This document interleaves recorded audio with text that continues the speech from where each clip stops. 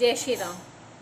आज मैं आप सबको श्रीमद् भगवद गीता के 18वें अध्याय का पाठ सुना रही हूँ। यह श्रीमद् भगवद गीता का आखिरी अध्याय है। यह अध्याय मोक्ष संन्यास योग के बारे में है, जो हमें मोक्ष और संन्यास और त्याग के बारे में हमें बताता है। आइए सुनते हैं। अर्जुन ने पूछा, हे मधुसूदन, संन्यास और त्याग का तत्व पृथक पृथक जानने की इच्छा करता हूँ। संन्यास और त्याग के बारे में अर्जुन पूछ रहे हैं श्री कृष्ण जी से। श्री भगवान ने कहा, कामना वाले कर्मों के त्याग को ज्ञानी लोग संन्यास मानते हैं। हमारी जो कामना होती है, हमारी जो इच्छाएं होती हैं, उन कर्मों के त्याग को ज्ञानी लोग संन्यास कहते हैं। और विवेकी पुरुष फलों के त्याग को त्याग कहते हैं। इसका मतलब यह है कि हम किसी फल की इच्छा कर रहे हैं, कुछ हम कर्म कर रहे हैं और हम चाहते हैं कि उस कर्म को करने से हमें कुछ प्राप्त हो, तो उस फल के त्याग को जो विवेकी पुरुष होते हैं उसे त्याग मानते हैं वो लोग। कोई पंडित दोषयुक्त जानकर कर्म को त्यागना उचित समझते हैं। कुछ लोग यज्ञ, दान और तप आदि कर्मों के न छोड़ने को त्याग बताते हैं। यज्ञ, दान और तप कर्मों को कभी नहीं छोड़ने को त्याग बताते हैं। हे भारत, त्याग के विषय में हमारा निश्चय जो है, श्री कृष्ण भगवान के अनुसार त्याग किसे कहते हैं वह सुनो। त्याग 3 प्रकार के हैं। यज्ञ, दान और तप आदि कर्म त्यागने नहीं चाहिए, वे अवश्य करने योग्य हैं, क्योंकि ये तीनों कर्म ज्ञानियों को पवित्र करते हैं। ये सब कर्म आसक्ति और फल को त्याग करने चाहिए। मेरा निश्चय मत यही है जो उत्तम है। अपने नियमित कर्मों का त्याग उचित नहीं। यदि मोहवश ऐसा किया जाए तो वह तामस त्याग है।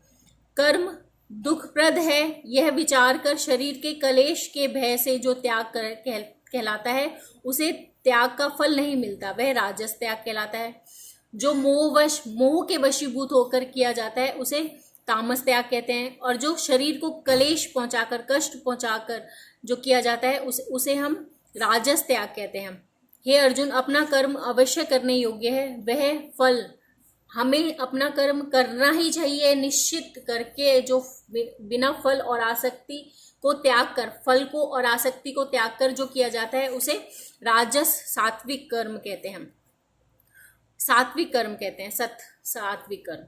जो दुखदायक कर्म से द्वेष नहीं करता और सुखदायक कर्म से प्रीति नहीं करता, वह त्याग सत्यशील बुद्धिमान मुक्ति के योग्य है। देहधारी संपूर्ण कर्मों का त्याग नहीं कर सकता। कर्म फल त्याग कर कर्म करने वाला त्यागी है। कर्म फल 3 प्रकार के हैं। अनिष्ट, इष्ट, मिश्र। जो त्याग नहीं करते उनको मरने के पीछे नहीं मिलते, योगियों को कभी नहीं मिलते। शरीर, वाणी और मन से भला या बुरा जो काम आरंभ किया जाता है उसके 5 कारण हैं। ऐसे होने पर जो भी केवल आत्मा को ही करता जानता है, वह दुर्मति कुछ नहीं जानता। जिसको यह अहंकार नहीं कि मैं करता हूँ, और जिसकी बुद्धि कर्मों से लिप्त नहीं, वह मनुष्य प्राणियों को मारकर भी उनको नहीं मारता और उनमें ही बंधता है। ज्ञान, ज्ञेय और ज्ञाता, ये तीनों ही कर्म के प्रेरक हैं। कारण, कर्म और कर्ता, ये तीनों कर्म के साधन हैं। कर्ता, हम कर्ता, कर्म हमारे कर्म, और कारण, किस कारण से हम कोई भी कर्म कर रहे हैं। सांख्य शास्त्र में ज्ञान, कर्म और कर्ता, ये सात्विक गुणों के भेद 3 प्रकार के हैं। इसको भी सुनो। जो सब भिन्न भिन्न प्राणियों में अविनाशी अविभक्त सत्ता को देखता है, वह ज्ञान सात्विक कहलाता है। जिस ज्ञान से प्राणियों में नाना प्रकार की सत्ताएं दिखाई देती हैं, उसको राजस ज्ञान जानो। ऐसा ज्ञान जिसमें बिना कारण और तत्वार्थ के जाने का एक ही कार्य में लगा रहे, अल्प और तामस है। फल की इच्छा न करके नियत किया जाता है, वह सात्विक है। जो फल की इच्छा से और अहंकार से बड़े यत्न से किया जाता है, वह कर्म राजस है। जो कर्म परिणाम, धन का खर्च, दूसरे की पीड़ा और अपना पुरुषार्थ न जानकर मोहवश किया जाता है, वह तामस कर्म कहलाता है। संग से रहित, अहंकार, धैर्य और उत्साह युक्त, सिद्धि और असिद्धि में समान जो रहता है, वह सात्विक कर्म करता है। रोगयुक्त, फल का इच्छुक, लोभी, हिंसक, अपवित्र, हर्ष, शोक से युक्त राजस कर्ता कहलाता है। चंचल चित्त वाला, नीच, मूर्ख, दूसरों की बुराई करने वाला आलसी, विवादी और दीर्घसूत्री राजसकर्ता कहलाता है। हे धनंजय, गुणों की तरह बुद्धि और धैर्य के भी 3 भेद हैं। इसे भी विस्तार से कहता हूं, सुनो। बुद्धि, प्रवृत्ति, कर्तव्य, अकर्तव्य, भय, अभय, बंधन और मोक्ष को जो जानता है वह सात्विक है। हे पार्थ, जिससे धर्म और अधर्म, कर्तव्य और अकर्तव्य ठीक निश्चय नहीं होता, वह राजसी बुद्धि है।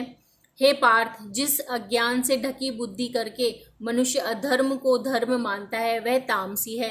हे पार्थ, एकाग्रचित्त होने से इधर उधर न डिगने वाली जिस धृति के द्वारा मन, प्राण और इंद्रियों की क्रिया ठीक चलती है, वह धृति सात्विक है।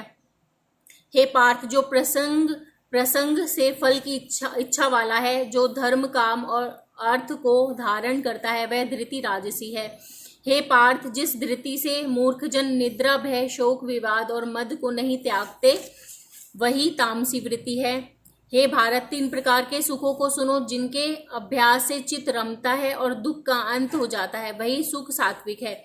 जो आरंभ में विष के समान और अंत में अमृत के समान होता है, जो सुख आरंभ में अमृत तुल्य और अंत में विष के सदृश विषयों और इंद्रियों के संयोग से होता है, उसे राजस कहते हैं।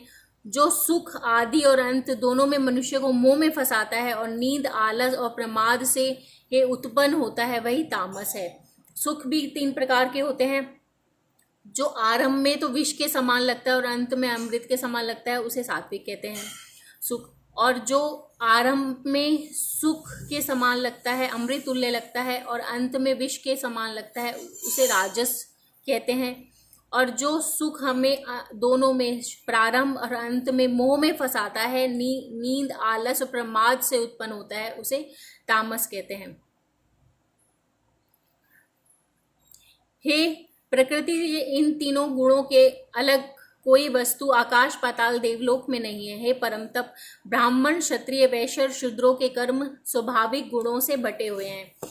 सम, दम, पवित्रता, क्षमा, नम्रता, ज्ञान, अनुभव और परलोक में श्रद्धा, ये ब्राह्मण के स्वाभाविक सिद्ध कर्म हैं। बहादुरी, तेजस्विता, धैर्य, चतुराई, युद्ध में स्थिरता, उदारता और प्रभुता, ये शत्रुओं के स्वाभाविक कर्म हैं। खेती, गौरक्षा, व्यापार वैश्यों के स्वाभाविक कर्म हैं। ये सभी श्री कृष्ण भगवान बता रहे हैं कि जो हमारे स्वाभाविक कर्म हैं, सबके जो स्वाभाविक कर्म होते हैं वो सबको करने होते हैं। 3 वर्णों की सेवा शूद्रों के स्वाभाविक कर्म है। जो लोग अपने अपने प्रवृत्तियों के अनुसार कर्म करते हैं, उनको सिद्धि प्राप्ति होती है। जो अपने अपने स्वाभाविक कर्मों के हिसाब से, अपने अपने वर्णों के हिसाब से जो कर्म करते हैं, उनको भी सिद्धि प्राप्त होती है। वह सुनो जिसमें सब प्राणियों की प्रवृत्ति हुई है, जिसने सब जगत का विस्तार किया है, उस ईश्वर को अपने कर्मों के द्वारा आराधना करके मनुष्य सिद्धि को पाता है। लेकिन सिद्धि तभी प्राप्त होती है जब हम मन में किसी को के प्रति द्वेष नहीं रखते, ईर्ष्या नहीं रखते, फलों की इच्छा, कामना नहीं रखते और अपने नियमित कर्मों को करते हैं और उस कर्मों को बहुत सच्चाई के साथ, अहिंसा के साथ, प्रभु की भक्ति के साथ, सबके लिए प्रति प्रेम रखते हुए भाव के साथ किए जाते हैं। दूसरे उत्तम धर्म से अपना धर्म ही श्रेष्ठ है।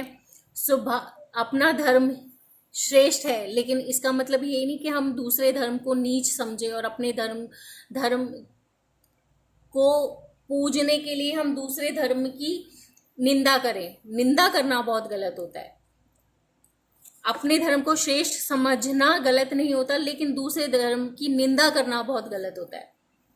स्वाभाविक कर्म करने से पाप नहीं लगता। हे कौतन्य, दोषयुक्त भी स्वाभाविक कर्म का त्याग न करें।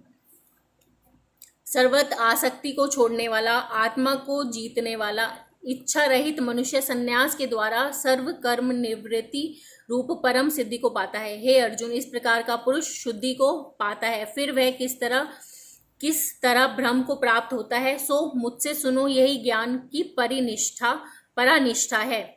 शुद्ध बुद्धि से युक्त होकर धृति द्वारा मन को वश में लाकर शब्दादि विषयों को छोड़कर राग द्वेष से रहित होकर एकांत में रहने वाला, मिताहारी वाणी और मन को जीतने वाला नित्य ध्यान युक्त और वैराग्यवान अहंकार, बल, काम, क्रोध व परिग्रह छोड़कर ममताहीन और शांत मनुष्य ब्रह्म भाव के योग्य होता है।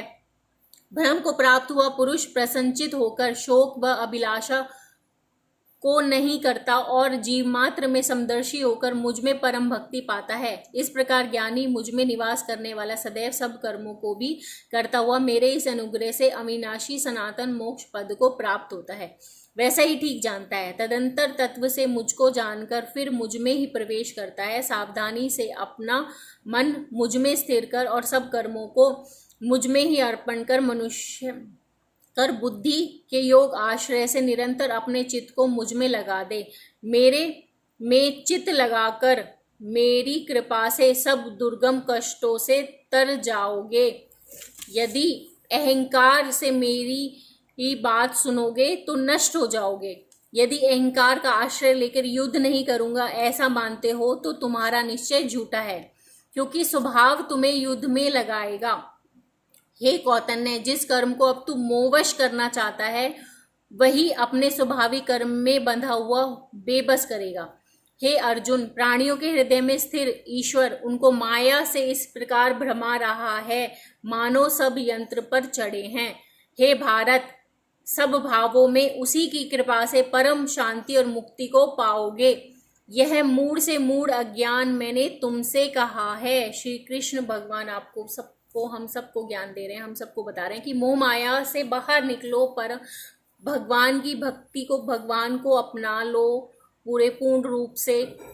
वही आपको सही रास्ते पे चलाएंगे, सही तरीके से लेके जाएंगे, हमें हमारे हर एक कष्ट से मुक्ति दिलाएंगे।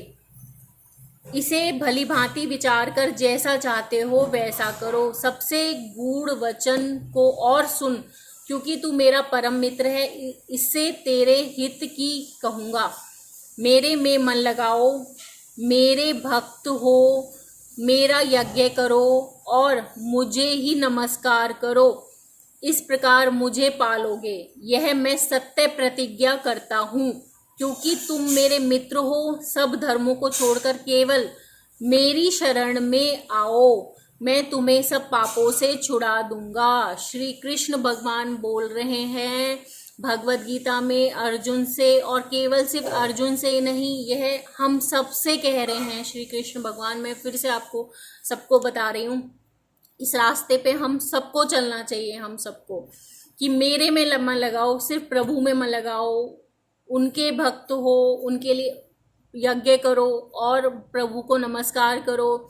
इससे हम सब प्रभु को पा लेंगे। यह सत्य प्रतिज्ञा करते हैं प्रभु हम सबसे।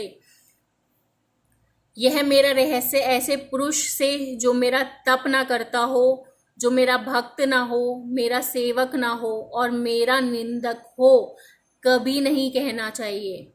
जो इस परम गुप्त ज्ञान को मेरे भक्तों में प्रकट कराएगा वह मेरी परम भक्ति को पार कर अंत में निश्चय ही मुझ में लीन हो जाएगा। इससे अधिक मेरे लिए प्यारा काम करने वाला मनुष्य दूसरा कोई नहीं होगा। उससे बढ़कर मुझे कोई प्यारा नहीं होगा।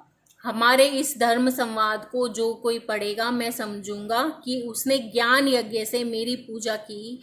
जो श्रद्धावान, श्री कृष्ण भगवान कह रहे हैं कि जो भी बिना संवाद के इस पाठ का अध्ययन करेगा वह ज्ञान यज्ञ से मेरी पूजा को पूर्ण, उसको ज्ञान यज्ञ का पूर्ण उस पूजा का फल प्राप्त होगा। जो श्रद्धावान पुरुष दोष ढूंढे बिना इसको सुनेगा, वह भी दोष ढूंढे बिना भी सुनेगा। आप सब सुनिए इस बात को। श्री कृष्ण भगवान श्रीमद् भगवद गीता के 18वें अध्याय में क्या कह रहे हैं कि अगर कोई बिना दोष ढूंढे भी सुनेगा श्रीमद् भगवद गीता को, सिर्फ पढ़ेगा नहीं सुनेगा भी, तो वह मुक्त होकर पुण्यात्माओं को मिलने वाले शुभ लोकों को प्राप्त होगा। हे पार्थ, तुमने एकाग्रचित्त से मेरे कहे हुए उपदेश को सुना या नहीं? अर्जुन, तुम्हारा ज्ञान से उत्पन्न हुआ मोह नष्ट हुआ या नहीं? अर्जुन ने कहा, हे भगवान, आपकी कृपा से मेरा मोह नष्ट हो गया है, स्मृति प्राप्त हुई है, निसंदेह आपकी आज्ञा में स्थित हूँ और जैसा आपने कहा है वैसा ही करूँगा। संजय कहते हैं कि हे धृतराष्ट्र, मैंने व्यास जी की कृपा से साक्षात योगेश्वर श्री कृष्ण जी के मुख से इस परम गुह्य संवाद को सुना। श्री कृष्ण भगवान कह रहे हैं कि अर्जुन बता रहे हैं कि ये सब जो हमें उन्होंने उपदेश दिए हैं उसको सुनने से, उनकी भक्ति करने से, पूजा पाठ करने से, उनके रास्ते पे चलने से हमारा जो मोह है वो नष्ट हो जाता है और हम प्रभु की स्मृति को प्राप्त होते हैं।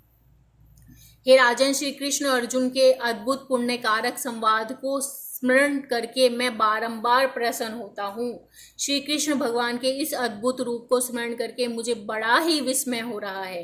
हे राजन, मेरी ऐसी धारणा है कि जहाँ योगेश्वर श्री कृष्ण जी हैं और जहाँ पार्थ धनुषधारी हैं, वहीं राज, लक्ष्मी, विजय, ऐश्वर्य और अटल नीति है। ये अध्याय गीता के, श्रीमद् भगवद गीता के 18वां अध्याय समाप्त हुआ। और जय श्री राम। आप सब खुश रहिए, प्रसन्न रहिए। जय हो।